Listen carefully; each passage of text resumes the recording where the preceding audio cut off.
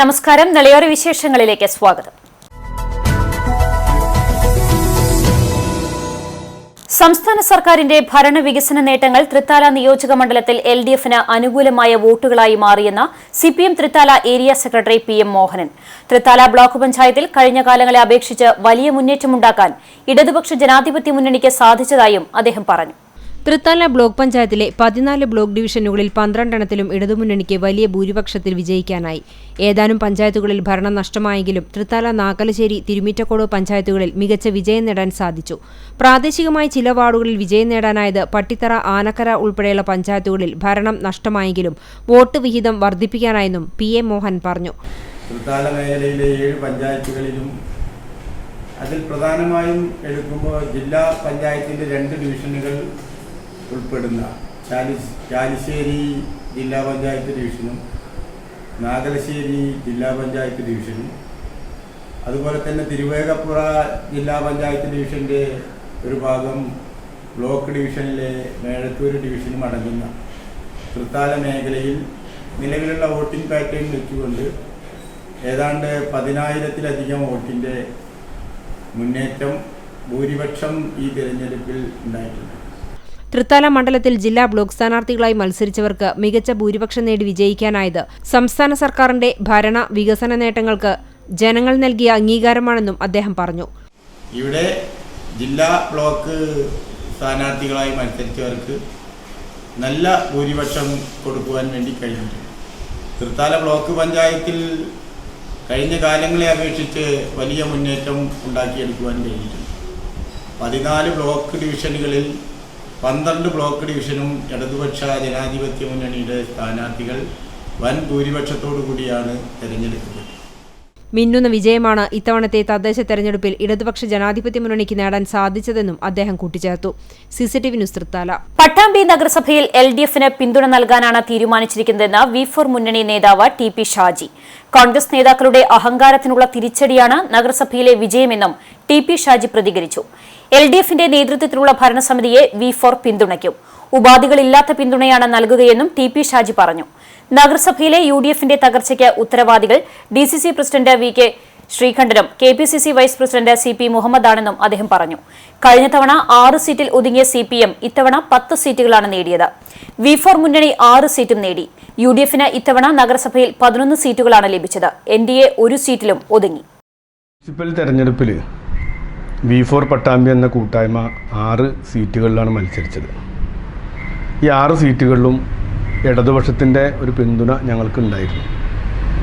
അപ്പോൾ ഈ ഇടതുപക്ഷത്തിൻ്റെ പിന്തുണയോടുകൂടി പട്ടാമ്പിക്കൊരു മാറ്റം വേണം എന്നുള്ളൊരു മുദ്രാവാക്യം ഉയർത്തിപ്പിടിച്ചുകൊണ്ടാണ് ഞങ്ങളൊരു തെരഞ്ഞെടുപ്പിനെ നേരിട്ടത്. പട്ടാമ്പിയിലെ സാധാരണക്കാരായ ജനങ്ങൾ ഞങ്ങളുടെ മുദ്രാവാക്യം ഏറ്റെടുത്തു. ഒരു മാറ്റം വേണമെന്ന് പട്ടാമ്പിയിലെ മുഴുവൻ ജനങ്ങളും ആഗ്രഹിച്ചു.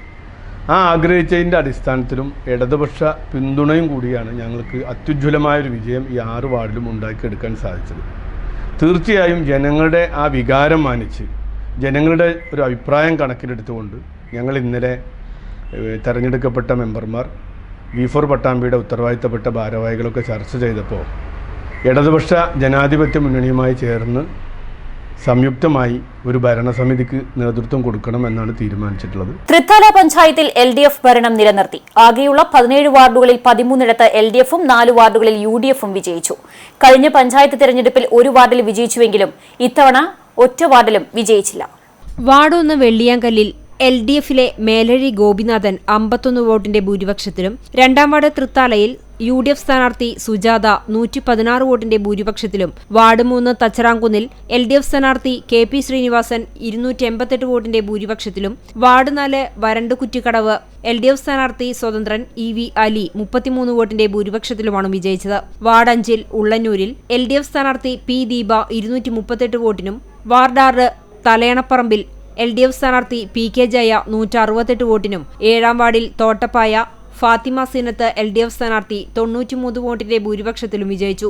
8ാം വാർഡ് ഞാങ്ങാട്ടിരിയിൽ LDF സ്ഥാനാർത്ഥി K പ്രീത 149 വോട്ടിനും, 9ാം വാർഡായ കോഴിക്കാട്ടിരിയിൽ LDF സ്ഥാനാർത്ഥി ടി അരവിന്ദാക്ഷൻ 210 വോട്ടിന്റെ ഭൂരിപക്ഷത്തിനും 10ാം വാർഡ് മാട്ടായയിൽ LDF സ്ഥാനാർത്ഥി TV സബിത 122 വോട്ടിന്റെ ഭൂരിപക്ഷത്തിലുമാണ് വിജയിച്ചത്. 11ാം വാർഡ് കണ്ണനൂരിൽ LDF സ്ഥാനാർത്ഥി ഫർഹാന ഹക്കീം 21 വോട്ടിനും 12ാം വാർഡ് മുടവന്നൂരിൽ LDF സ്ഥാനാർത്ഥി PP വിജേഷ് 226 വോട്ടിനും വിജയിച്ചു. 13ാം വാർഡായ കോടനാടിൽ LDF സ്ഥാനാർത്ഥി KP സുരേഷ് കുമാർ 175 വോട്ടിനും 14ാം വാർഡ് കരിയായിൽ UDF സ്ഥാനാർത്ഥി ജയന്തി 133 വോട്ടിനും വിജയിച്ചു. മേഴത്തൂർ 15ാം വാർഡിൽ UDF സ്ഥാനാർത്ഥി പത്തിൽ അലി 10 വോട്ടിനും 16ാം വാർഡ് തുരുത്തിൽ UDF സ്ഥാനാർത്ഥി K പ്രിയ 54 വോട്ടിന്റെ ഭൂരിപക്ഷത്തിലുമാണ് വിജയിച്ചത്. 17ാം വാർഡ് കുന്നത്തുകാവിൽ LDF സ്ഥാനാർത്ഥി P ഗിരിജ 182 വോട്ടിനും വിജയിച്ചു. CCTV news Thrithala. ദേശമംഗലം പഞ്ചായത്തിൽ LDF മുന്നണികൾ ഭരണം തിരിച്ചുപിടിച്ചതിന്റെ ഭാഗമായി പ്രവർത്തകർ വിജയാഹ്ലാദ പ്രകടനം നടത്തി. 15 വാർഡുകളുള്ള ദേശമംഗലം പഞ്ചായത്തിൽ 8 LDF സ്ഥാനാർത്ഥികളാണ് വിജയിച്ചത്. എല്ലാ വിജയികളും ആഹ്ലാദ പ്രകടനത്തിൽ പങ്കെടുത്തു. CPM പഞ്ചായത്ത് കമ്മിറ്റി അംഗം KS ദിലീപ് പ്രകടനത്തിന് ശേഷം നടന്ന പൊതുയോഗം ഉദ്ഘാടനം ചെയ്തു. ലോക്കൽ കമ്മിറ്റി സെക്രട്ടറി സുകുമാരൻ അധ്യക്ഷത വഹിച്ചു. മുതിർന്ന പാർട്ടി അംഗങ്ങളും പ്രവർത്തകരും യോഗത്തിൽ പങ്കെടുത്തു. ഇടവേള. CCTVയിലൂടെ നിങ്ങളുടെ പ്രിയപ്പെട്ടവർക്ക് തീർത്തും സൗജന്യമായി ആശംസകൾ നേരാം. ജന്മദിനം, വിവാഹം, വിവാഹ വാർഷികം തുടങ്ങിയ അവിസ്മരണീയ ആഘോഷവേളകളിൽ നിങ്ങളുടെ പ്രിയപ്പെട്ടവർക്ക് CCTVയിലൂടെ തികച്ചും സൗജന്യമായി ആശംസകൾ നേരാം. അതിനായി ഫോട്ടോയും വിശദാംശങ്ങളും മെയിൽ അയയ്ക്കുകയോ അല്ലെങ്കിൽ ഓഫീസിൽ വൈകിട്ട് 4 മണിക്കുള്ളിൽ നേരിട്ടെത്തി നൽകുകയോ ചെയ്യാം. WhatsApp number 89 43 35 14 00. Mail ID cctvnews@gmail.com. ആശംസകൾ മെയിൽ അയക്കുന്നവരും വാട്സ്ആപ്പ് ചെയ്യുന്നവരും നിർബന്ധമായും ഓഫീസിൽ വിളിച്ച് ഉറപ്പുവരുത്തേണ്ടതാണ്. കൂടുതൽ വിവരങ്ങൾക്ക് 89 43 35 14 00, 89 43 35 14 26. നമ്പറുകൾ ഒരിക്കൽ കൂടി 89 43 35 14 00, 89 43 35 14 26. CCTV, നിങ്ങളുടെ സ്വന്തം പ്രാദേശിക ചാനൽ.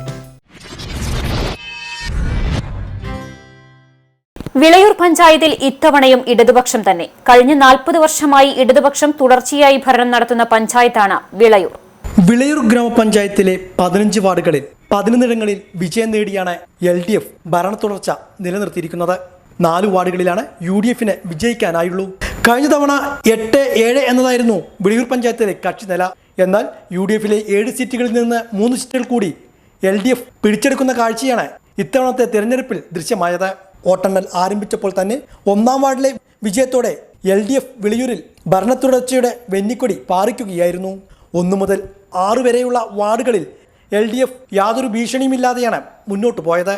7ാം വാർഡിലാണ് UDF സ്ഥാനാർത്ഥി വിജയം കൈവരിച്ചത്. 7, 8, 9, 11 വാർഡുകളിലാണ് UDF സ്ഥാനാർത്ഥികൾ വിജയം നേടിയത്. 1ാം വാർഡിൽ LDFിലെ K സജിതയും 2ാം വാർഡിൽ LDFിലെ SP ആമിനയും 3ാം വാർഡിൽ LDFിലെ ഫബിന ടീച്ചറും വിജയിച്ചു. 4ാം വാർഡിൽ LDFിലെ PK സിന്ധുവും 5ാം വാർഡിൽ LDFിലെ MK ബേബി ഗിരിജയും 6ാം വാർഡിൽ LDFിലെ KP നൗഫലും 7ാം വാർഡിൽ UDFിലെ ചൈതന്യ സുധീറുമാണ് വിജയിച്ചത്. 8ാം വാർഡിൽ നിലവിലെ സ്ഥിരം സമിതി അധ്യക്ഷൻ കൂടിയായിരുന്ന കോൺഗ്രസിലെ നീലടി സുധാകരനാണ് വിജയം. ഇവിടെ CPMന്റെ ലോക്കൽ സെക്രട്ടറി കൂടിയായിരുന്ന KV ഗംഗാധരനാണ് LDFിന് വേണ്ടി മത്സരിച്ചിരുന്നത്. CPM നിന്നും പുറത്താക്കിയ NP ഷാഹുൽ ഹമീദും ഈ വാർഡിൽ മത്സരിച്ചിരുന്നു. ഷാഹുൽ ഹമീദ് 3ാം സ്ഥാനത്തേക്ക് പിന്തള്ളപ്പെട്ടു. 9ാം വാർഡിൽ കോൺഗ്രസിലെ CP ഷംസുദ്ദീനാണ് വിജയിച്ചത്. 10ാം വാർഡിൽ LDFിലെ T ഷാജി വിജയം കരസ്ഥമാക്കി. നിലവിലെ മെമ്പറായിരുന്ന മുസ്ലിം ലീഗിലെ ഹുസൈൻ കണ്ടേങ്കാവായിരുന്നു എതിരാളി. 11ാം വാർഡിൽ UDF സ്വതന്ത്ര സ്ഥാനാർത്ഥി മുബഷിറ സാബിറാണ് വിജയിച്ചത്. 12ാം വാർഡിൽ LDFിലെ രാജൻ പുന്നശ്ശേരിയും 13ാം വാർഡിൽ നിലവിലെ സ്ഥിരസമിതി അധ്യക്ഷനായിരുന്ന LDFിലെ AK ഉണ്ണികൃഷ്ണനും വിജയിച്ചു. 14ാം വാർഡിൽ LDFിലെ രാജി മണികണ്ഠനും 15ാം വാർഡിൽ LDFിലെ മുജീബ് കരുവാൻകുടിയാണ് വിജയിച്ചത്. വിളയൂർ പഞ്ചായത്തിൽ നടപ്പാക്കിയ വികസന പ്രവർത്തനങ്ങൾക്കുള്ള അംഗീകാരം കൂടിയാണ് ഈ വിജയമെന്ന് മുൻ പഞ്ചായത്ത് പ്രസിഡന്റും CPM നേതാവുമായ K മുരളി പ്രതികരിച്ചു. വലിയ തോതിലുള്ള പണച്ചാക്കുകളും മതവർഗീയതയും ഉപയോഗിച്ച് നടത്തിയിട്ടുള്ള അട്ടിമറി ശ്രമമാണ് വിളയൂർ നടന്നത്. ആ അട്ടിമറി ശ്രമത്തെയാണ് സഖാവ് സൈതാലിക്കുട്ടിയുടെ രക്തം കൊണ്ട് ചുവന്ന ആ മണ്ണിൽ പടപൊരുതി ഞങ്ങളെ പടയാളികൾ വലിയ വിജയം കൊയ്തെടുത്തിട്ടുള്ളത്. SSLC ഹയർ സെക്കൻഡറി പരീക്ഷകൾ മാർച്ച് 17 മുതൽ നടക്കും. SSLC പരീക്ഷയും higher secondary vocational higher secondary രണ്ടാം വർഷ പരീക്ഷകളും കോവിഡ് മാനദണ്ഡങ്ങൾ കർശനമായി പാലിച്ച് മാർച്ച് 17 മുതൽ 30 വരെ നടത്താൻ തീരുമാനിച്ചു.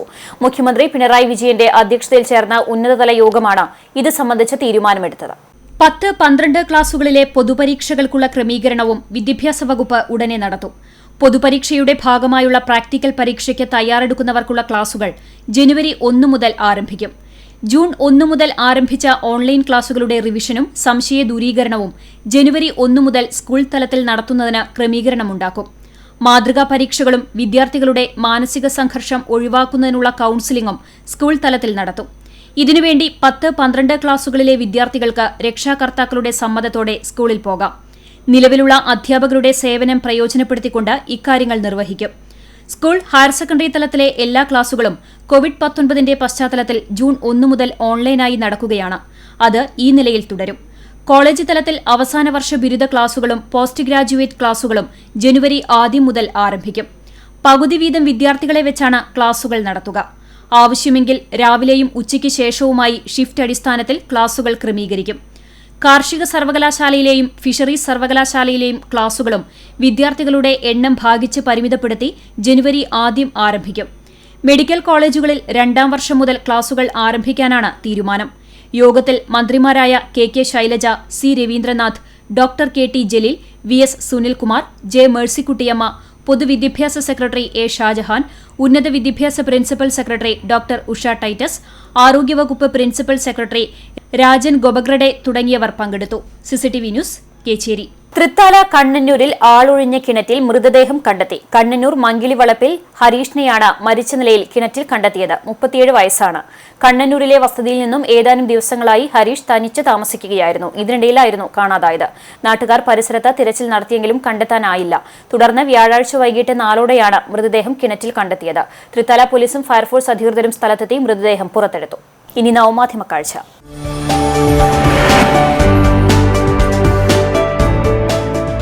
ഒരു വീട് വെക്കുമ്പോൾ അത് മറ്റുള്ള വീടുകളിൽ നിന്ന് എങ്ങനെ വ്യത്യസ്തമാക്കാം എന്നാണ് നാം ഓരോരുത്തരും ചിന്തിക്കുക. വീടിന്റെ പുറംമൂടിയിൽ മാത്രമല്ല, വീടിനകത്തെ നിലകളും സുന്ദരമാക്കി വ്യത്യസ്തമാക്കാം. ടെറിഷ് നൽകിയ ദൃശ്യം.